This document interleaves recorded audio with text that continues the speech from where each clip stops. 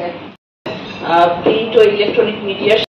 বান্দরবানে জেলা প্রশাসকের বিশেষ অনুদান থেকে আর্থিক অনুদানের চেক বিতরণ করা হয়েছে।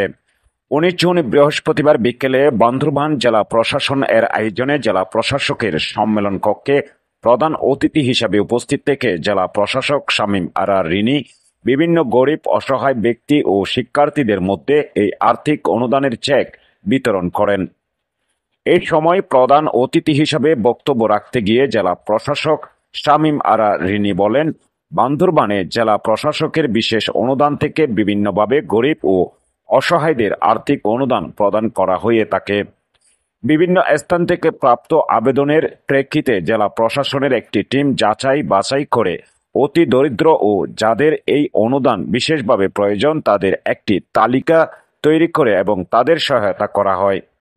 অনুষ্ঠানে উপস্থিত ছিলেন অতিরিক্ত জেলা প্রশাসক মোহাম্মদ আবু তালেব, অতিরিক্ত জেলা ম্যাজিস্ট্রেট SM হাসান নেজারত, ডেপুটি কালেক্টর আসিফ রায়হান, সহকারী কমিশনার নির্বাহী ম্যাজিস্ট্রেট SM হাসান শাহরিয়ার, সহকারী কমিশনার ও এক্সিকিউটিভ নির্বাহী নাজিফা রহমান খান সহ জেলা প্রশাসনের বিভিন্ন কর্মকর্তা, মাছরাঙ্গা টিভি জেলা প্রতিনিধি কৌশিক দাস, ডেইলি ইন্ডাস্ট্রি বান্দরবান জেলা প্রতিনিধি মোহাম্মদ আলী, চ্যানেল 24 জেলা প্রতিনিধি ইয়াসিনুল হাকিম সহ প্রিন্ট ও ইলেকট্রনিক মিডিয়ার সাংবাদিকরা উপস্থিত ছিলেন।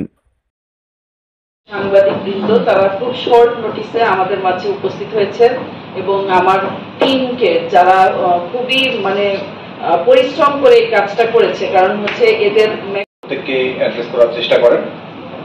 যেহেতু একটা বাজেটের বিষয় আছে, তার বাজেটের মধ্য থেকে যতটুকু সাহায্য সহযোগিতা করা